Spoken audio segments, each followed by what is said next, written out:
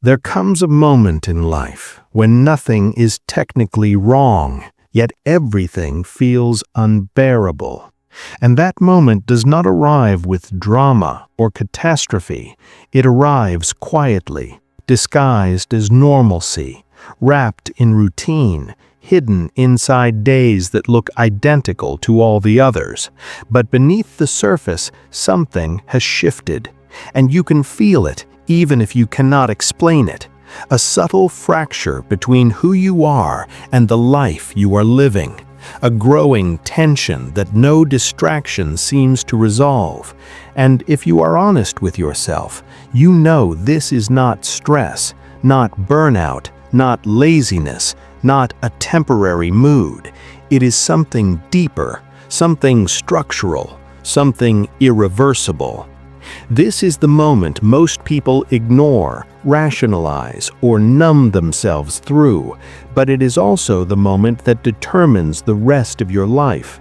Because when this feeling appears, it means the internal architecture that once supported you has reached its limit, and the psyche has begun a process it will not abandon halfway. Carl Jung observed this pattern again and again across different lives, different cultures, different ages, and he reached a disturbing conclusion. When a person outgrows their own identity, reality itself begins to collapse to force evolution. This is not a breakdown, it is a transition, but transitions are never comfortable.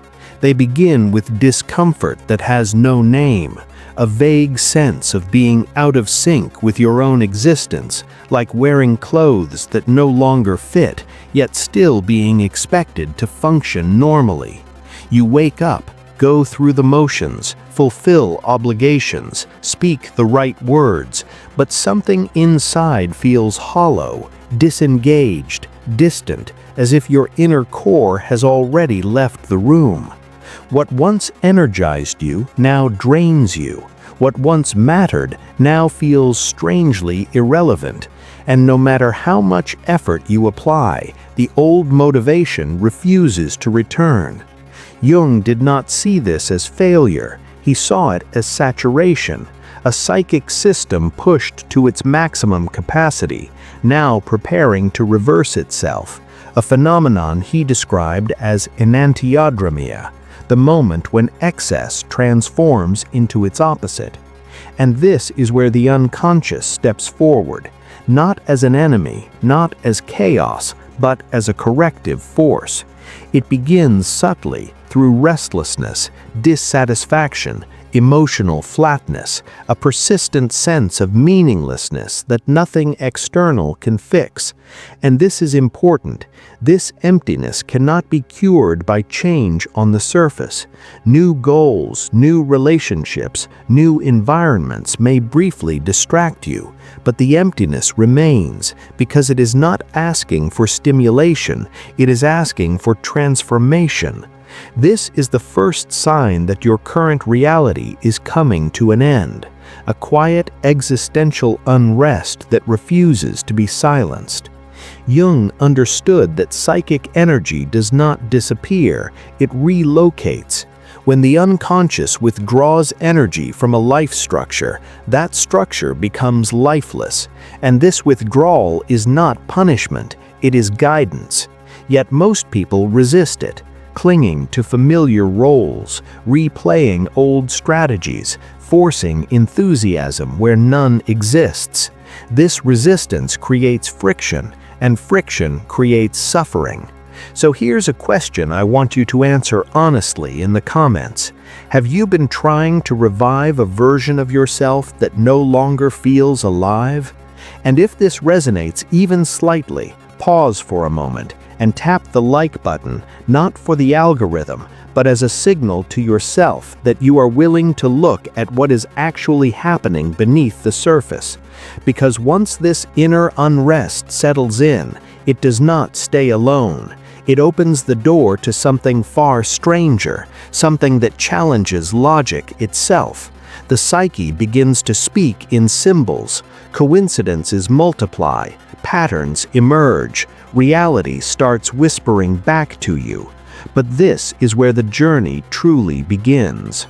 After the unease takes root, after the numbness settles into your days like a low hum you cannot turn off, something peculiar starts to unfold. Events that should be random begin to align with unsettling precision. You think of something, and it appears. A phrase repeats itself across unrelated conversations. A book, a number, a symbol, a theme keeps resurfacing as if life itself is nudging you, saying, "Look closer." Jung called this synchronicity, meaningful coincidence without causal connection, and he took it seriously, not as superstition, not as fantasy, but as evidence that during periods of deep transformation, the boundary between inner and outer reality becomes porous. When the ego weakens, the unconscious compensates by projecting meaning outward. Reality becomes symbolic. Dreams intensify. They stop being mundane and start becoming vivid, emotional, sometimes disturbing. You may dream of collapsing buildings, losing control, being exposed, drowning, dying, or witnessing endings that feel painfully real. These are not predictions, they are messages, the psyche communicating in its native language. Jung believed dreams during these phases are not merely representations, they are active processes, rehearsals for psychological death and rebirth. And the emotions they carry linger long after waking. You don't shake them off, you carry them into the day. They follow you. And at this stage, many people grow uneasy, even frightened, because logic no longer dominates experience. Meaning does. And meaning feels overwhelming when you are not used to listening. So let me ask you, have you noticed strange coincidences lately that feel too precise to ignore? If yes, write one example in the comments. Not to explain it, just to acknowledge it, because acknowledgement strengthens awareness. Now here is where things escalate. When symbolic communication fails to shift you consciously, the psyche escalates its strategy. The old methods you relied on begin to malfunction. Coping mechanisms stop coping. Control stops working. Avoidance stops protecting. Rationalization stops convincing. You apply the same patterns that once saved you, and they produce nothing but exhaustion. Relationships strain. Work feels unbearable. Emotional regulation becomes harder. This is not regression, this is deconstruction. Jung observed that when the ego refuses to relinquish control voluntarily, the unconscious dismantles its supports forcibly. What once stabilized you now constricts you, and the more you try to maintain the old equilibrium, the more resistance you encounter. It feels as though life itself is blocking your familiar roots, and that is because it is. This is the third sign. Your survival strategies stop working. And when this happens, panic often sets in. The ego interprets loss of control as danger, but from the psyche's perspective, danger lies in stagnation. So the pruning continues, and it continues outward. Suddenly, external structures begin to collapse, not one thing at a time, but several at once. Relationships end, opportunities vanish, roles dissolve, and the lack of explanation makes it worse. You replay conversations, decisions, actions, searching for a mistake that justifies the outcome, but none appears. This simultaneity of loss is the fourth sign. Jung understood this as symbolic mirroring. When the inner identity disintegrates, the outer world reflects that disintegration, and this hurts deeply. because you are not just losing people or situations, you are losing who you were in relation to them. So let me ask you something difficult. What has fallen away from your life recently that you never thought you could lose? Write it down in the comments. Naming loss gives it shape. And if this resonates strongly, consider subscribing, because what you are experiencing is not rare, but it is rarely explained honestly. And what comes next is the stage most misunderstood of all. After the collapse, after the losses, after the exhaustion, a powerful urge emerges. The urge to withdraw, to disappear, to be alone. And this is not weakness, it is preparation. When the outer world begins to loosen its grip, and the familiar noise of life starts to feel unbearable, a strange instinct awakens, an instinct most people are taught to suppress, the desire to pull away, to be alone, to retreat into silence without explanation.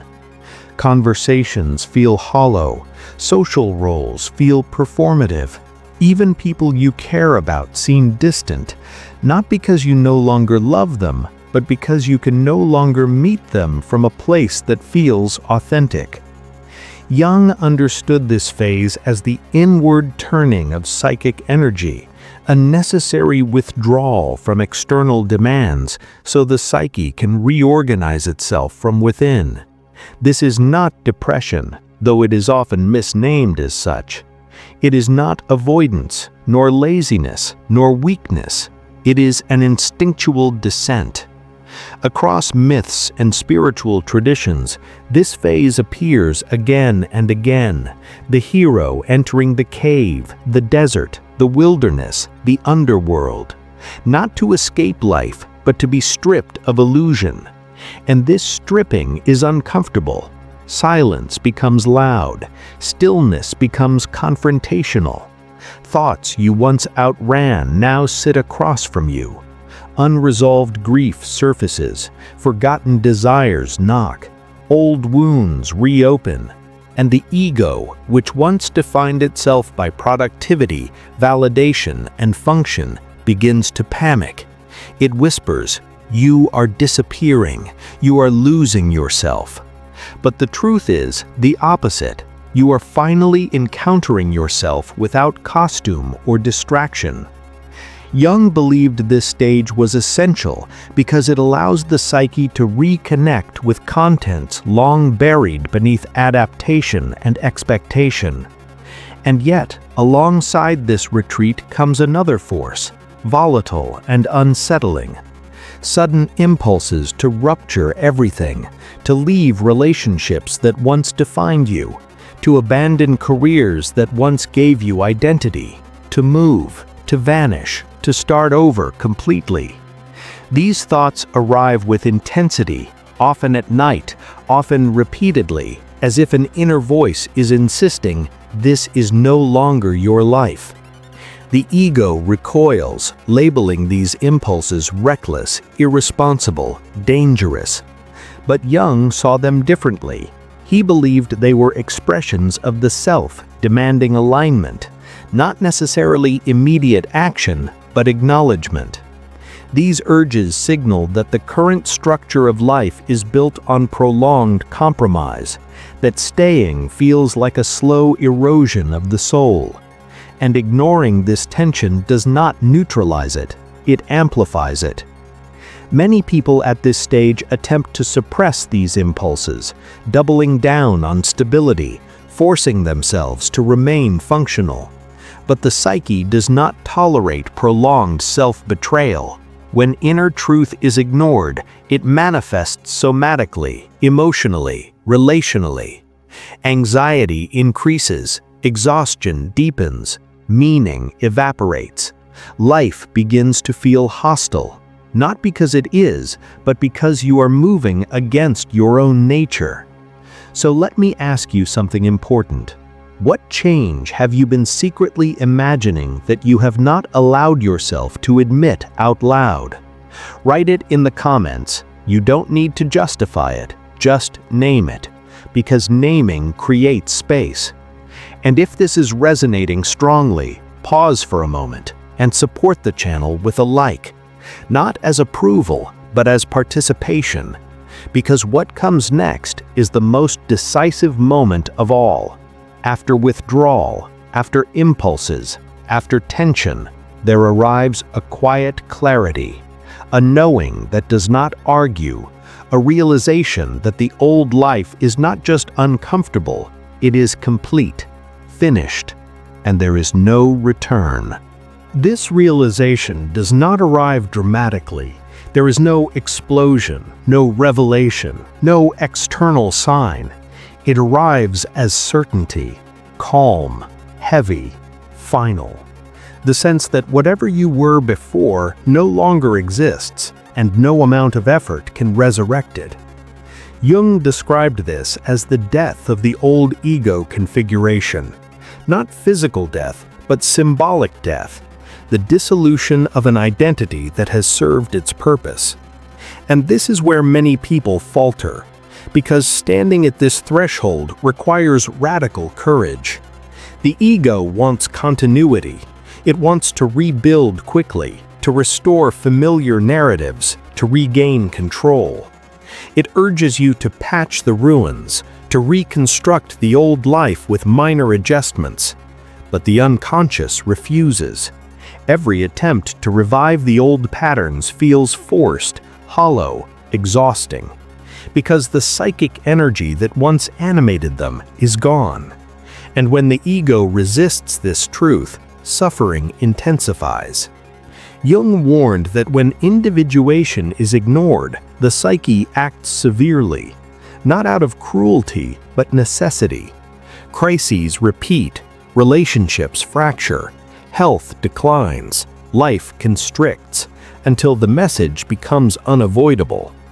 Yet there is a choice, always a choice, to resist or to cooperate, to cling or to surrender. Surrender here does not mean passivity. It means conscious participation in transformation. It means accepting uncertainty without rushing to replace it. It means allowing the unknown to exist without demanding immediate answers. This is where most people rush. They want solutions, plans, new identities, but the psyche is still gestating. Jung believed that after death comes incubation. The new self does not emerge fully formed. It grows slowly, invisibly, beneath awareness. And rushing this process results in false rebirths, new personas built on the same old foundations. So ask yourself honestly, are you trying to move forward, or are you trying to escape the discomfort of not knowing who you are yet? Write your answer in the comments. Reflection deepens integration. And if you feel the weight of this stage, subscribe. This channel exists for those who are not seeking motivation, but truth. Because after acceptance comes something subtle yet profound, a shift in perception. Reality begins to feel less hostile, less chaotic, not because circumstances have improved, but because resistance has softened. You stop fighting the collapse. You stop demanding clarity. You begin listening. And in this listening, something new begins to take shape, not loudly, not quickly, but steadily. Values shift, desires clarify.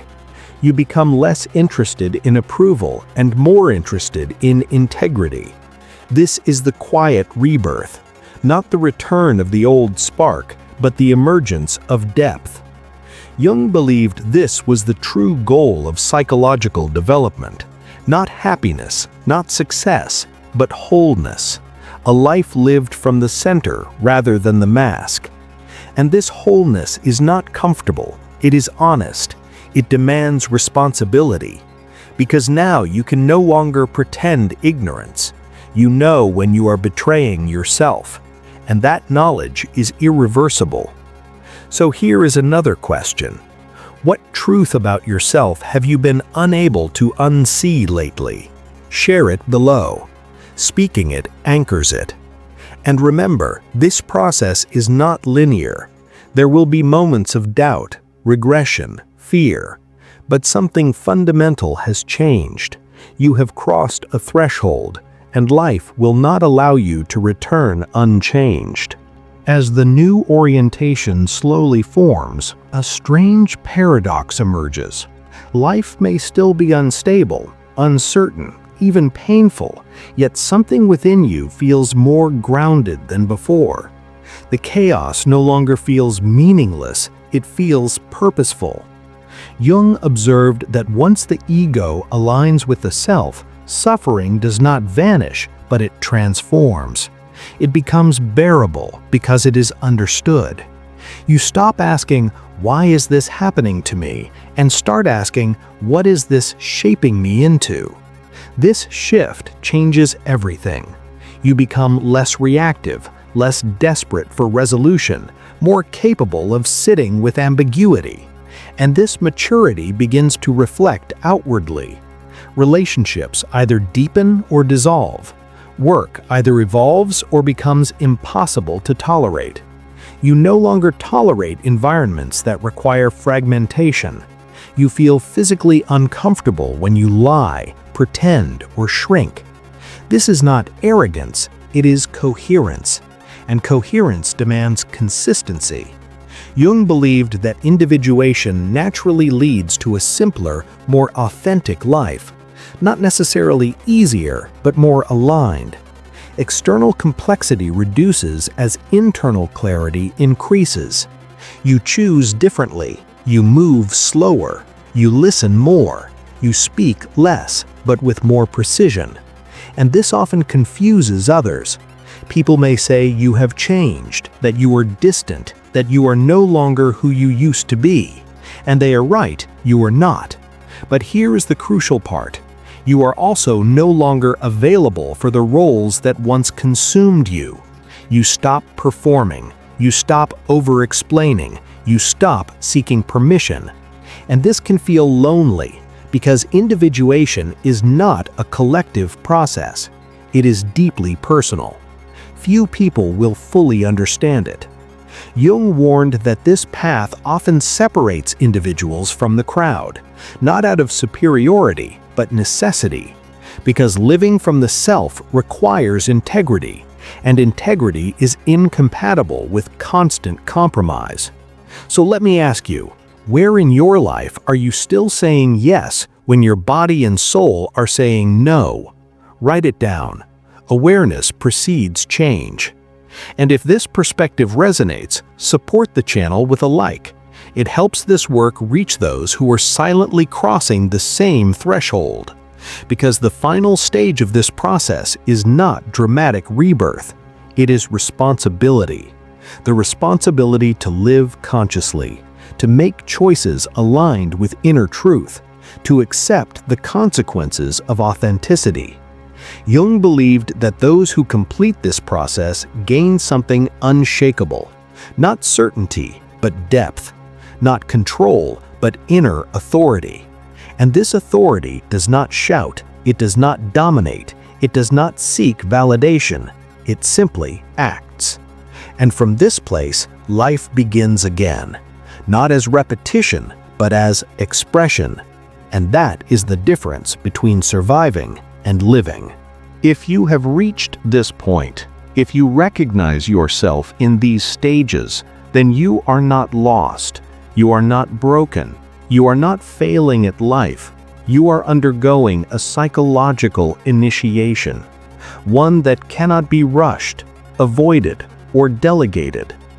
Jung believed that the greatest danger is not collapse, but unconsciousness, living a life that is not yours. And once awareness dawns, there is no returning to sleep. The question becomes not whether change will occur, but whether you will meet it consciously or be dragged through it unconsciously. Conscious participation does not mean certainty, it means honesty. It means staying present even when fear arises. It means listening to discomfort instead of numbing it. It means allowing grief without rushing to replace what was lost. This is the crossing, and crossing is not heroic. It is quiet. It is daily. It is choosing alignment again and again, even when it costs comfort. And yes, there will be moments when you doubt everything, when the old life seems tempting, when uncertainty feels unbearable. But something inside you will no longer allow return. That is the mark of transformation. Jung said that those who refuse this call are eventually destroyed by what they are not, but those who answer it, even trembling, are rebuilt from the inside out. So here is the final question, and I want you to answer it honestly in the comments. Are you resisting the crossing, or are you already walking through it? Write, "I am crossing," if this is your moment. Naming it is not symbolic, it is grounding. And if this video has accompanied you through something real, subscribe and stay. This is not content for entertainment, this is orientation. And the journey does not end here. This was only one door. More will open, and you will be ready.